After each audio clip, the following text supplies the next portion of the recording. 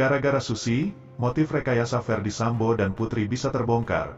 Namun sebelum kita bahas, mohon dukung channel ini dengan menekan tombol subscribe, agar kami lebih bersemangat menyajikan berita terupdate setiap harinya. Berkali-kali hakim menegur Susi, ART keluarga Ferdy Sambo dan Putri Chandrawati, karena keterangannya yang terus berubah-ubah. Beberapa kali pertanyaan hakim tak bisa dijawabnya dengan lancar, bahkan Susi terkesan bingung memberikan jawaban. Apalagi ketika hakim menanyakan, siapa yang melahirkan anak Sambo yang terakhir. Untuk beberapa saat Susi terdiam seperti kebingungan. Barangkali ia sedang mengingat-ingat, apakah pernah ada briefing soal itu. Karena dalam analisa liar yang berkembang, putra terakhir itu diduga bukan putra dari pasangan Sambo dan Putri. Namun hal itu masih merupakan dugaan liar. Namun dengan munculnya pertanyaan hakim kepada Susi dan melihat responsnya yang tidak spontan, seperti mengindikasikan adanya upaya pihak tertentu mengarahkan Susi untuk memberikan jawabannya sebagai saksi. Bahkan jaksa curiga dengan jawaban Susi yang terus berubah-ubah, kemudian menanyakan apakah Susi menggunakan handsfree untuk komunikasi dengan orang lain. Dan selanjutnya hakim menyindirnya dengan mengatakan, beginilah kalau jawabannya settingan. Kesaksian yang berubah-ubah tak sekali dua kali saja keterangan Susi membuat hakim geram. Bukan hanya karena ceritanya dianggap janggal, namun Susi juga dinilai berbelit dan berulang kali mengubah keterangan. Hakim Wahyu bahkan harus memberi tekanan tegas, bahwa jika keterangan saudara berubah-ubah, saya perintahkan JPU untuk proses saudara menjadi tersangka baru di kasus Brigadir J, dan tuntutan hukumnya bagi saksi yang memberikan keterangan palsu alias berbohong adalah 7 tahun penjara. Puncaknya adalah ketika terdakwa kasus pembunuhan berencana terhadap Nofriansyah Yosua Huta Barat, Brigadir J, Richard Eliezer Pudi Hang Lumiu atau Baradae menilai keterangan Susi banyak bohongnya. Beberapa fakta dibantah langsung oleh Baradae, yang membuat Susi semakin tak berkutik, dan membuat hakim dan jaksa menjadikan Susi sebagai saksi yang sangat penting membantu membongkar kasus Sambo yang masih syarat misteri. Baradae membantah pernyataan Susi yang menyebut bahwa dirinya melarang Brigadir Joshua mengangkat Putri saat kejadian di Magelang, Jawa Tengah, pada tanggal 4 Juli tahun 2022. Namun keterangan Susi dibantah Baradae dengan menyebut bahwa Brigadir Joshua saat itu hendak mengangkat Putri, dan ia sama sekali tak melarangnya.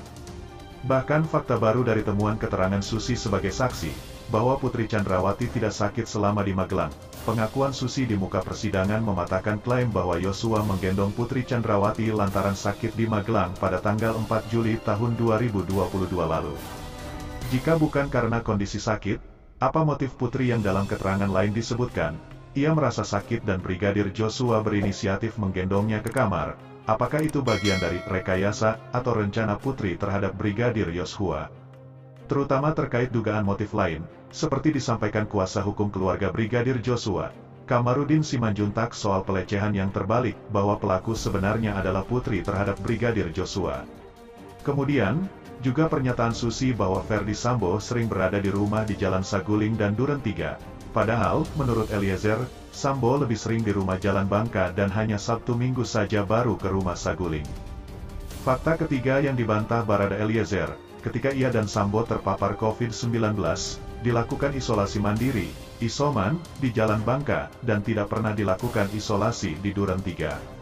Begitu juga bantahan Barada Eliezer tentang ketidaktahuan Susi bahwa Brigadir Joshua memiliki kamar di Saguling dan keterangan Susi tidak melihat adanya senjata laras panjang di mobil yang dibawa dari Magelang ke Jakarta. Dengan 4 fakta bantahan itu, semakin menguatkan dugaan hakim dan jaksa jika ada fakta-fakta yang diketahui Susi, namun tidak disampaikan secara jujur. Namun disinilah justru banyak fakta menarik yang akan terbongkar. Hakim justru menilai, dengan keterangan yang labil tersebut, Susi menjadi saksi yang penting untuk menggali motif pembunuhan terhadap ajudan Sambo itu. Keberadaan saksi Susi menjadikan teka-teki pembunuhan berencana atas Brigadir Joshua menjadi memiliki titik terang baru. Karena dalam pernyataannya selama menjadi saksi, Putri juga menyampaikan beberapa keterangan yang dapat menimbulkan multitafsir. Terutama soal acara makan bersama Putri, bersama dengan ajudan dan asisten rumah tangga mereka setelah Brigadir J atau Nofriansyah Yosua Huta Barat tewas. Saat acara makan bersama itulah Susi bertemu Putri lagi pasca pembunuhan Brigadir J yang terjadi pada tanggal 8 Juli tahun 2022. Apakah sebagai bentuk perayaan karena pelaku kejahatan pelecehan seksual berhasil dibunuh, atau sebenarnya Putri merayakan karena terbebas dari tuduhan lain? Menjadi sesuatu yang tidak lazim, ketika korban pelecehan seksual yang umumnya mengalami tekanan secara psikologis dan cenderung menghindari pertemuan, tapi justru berkesempatan bertemu orang banyak, meskipun para ART dan ajudannya. Begitu juga keterangan Susi soal posisi Putri saat ditemukan tergeletak di depan kamar mandi, ternyata hanya dalam posisi duduk bersandar ke dinding. Hakim menilai sebaiknya saksi Susi juga dipisahkan dari saksi lainnya, agar nantinya dapat dikonfrontasi keterangan saksi lainnya.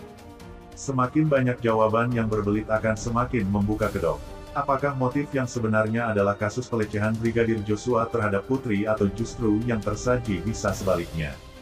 Belakangan dalam persidangan tanggal 31 Oktober tahun 2022, Susi mencabut keterangan yang telah disampaikan dalam ruang sidang di Pengadilan Negeri, PN, Jakarta Selatan. Pencabutan itu berkaitan dengan keterangannya soal tempat isoman di Duren 3 yang telah dikonfrontasi oleh Barada Eliezer di rumah Jalan Bangka. Demikian juga dengan keterangan tentang anak keempat Sambo yang disampaikan Susi ternyata berbeda dengan yang disampaikan Daden. Susi mengaku anak terakhir Sambo dilahirkan oleh Putri Chandrawati, tetapi Daden mengaku anak itu merupakan hasil adopsi. Mendengar pernyataan tersebut, Susi meminta maaf. Susi menyatakan mencabut apa yang telah ia sampaikan. Hal ini membuat hakim dan jaksa tidak mempercayai lagi keterangan Susi soal kejadian di rumah Magelang. Jika awalnya Susi hanya saksi biasa, namun dengan begitu banyak kejadian di ruang sidang memunculkan dugaan fakta-fakta baru. Bukan tidak mungkin ketika para saksi dipisahkan dan masing-masing dimintai keterangan, akan muncul jawaban berbeda-beda, padahal berada dalam tempat dan waktu kejadian yang sama. Indikasi adanya dugaan, jawaban yang diarahkan, dan merupakan jawaban settingan mengemuka setelah kesaksian Susi. Fakta kehadiran para saksi dan keterangan yang diberikan menjadi fakta yang sangat menarik dalam menguak kasus Sambo, dan ini menjadi fakta baru yang benar-benar tak terduga. Apalagi berkembang asumsi, jika bagian dari Sambo Ces, pastilah keterangan dan kesaksiannya akan berkiblat ke Sambo. Namun faktor psikologis di depan persidangan, ditambah cecaran pertanyaan hakim dan jaksa yang begitu lugas dan to the point, membuat sebagian saksi kehilangan fokusnya jika menggunakan keterangan berdasarkan settingan atau cerita yang direkayasa. Dengan cara memisahkan para saksi membuat peluang masing-masing saksi untuk saling berkomunikasi terputus. Dan kondisi ini akan menguntungkan dalam pencarian kebenaran fakta-fakta yang sedang digali dalam penyelesaian kasus ini. Kita tidak bisa menduga bagaimana kondisi saat ini di kubu Putri dan Sambo, bagaimana mereka akan mengkonfrontasi banyaknya keterangan para saksi mereka yang ternyata berubah-ubah kesaksian, bahkan dianggap keterangan bohong. Ini akan menjadi babak menarik, apalagi jika untuk membuktikan keterangan-keterangan baru yang muncul dilakukan pencarian bukti pendukung baru. Bukan tidak mungkin, meski Putri bungkam soal kejujuran motif yang sebenarnya, demikian juga Sambo, para saksi seperti Susi justru akan menjadi penggali motif yang sangat krusial. Jadi kita tunggu babak selanjutnya kesaksian saksi lainnya. Nah, gimana menurut kalian? Mungkin itu saja yang dapat kami sampaikan. Jika ada salah kata mohon dimaafkan, dan nantikan berita terupdate kami selanjutnya, hanya di channel Upinfo.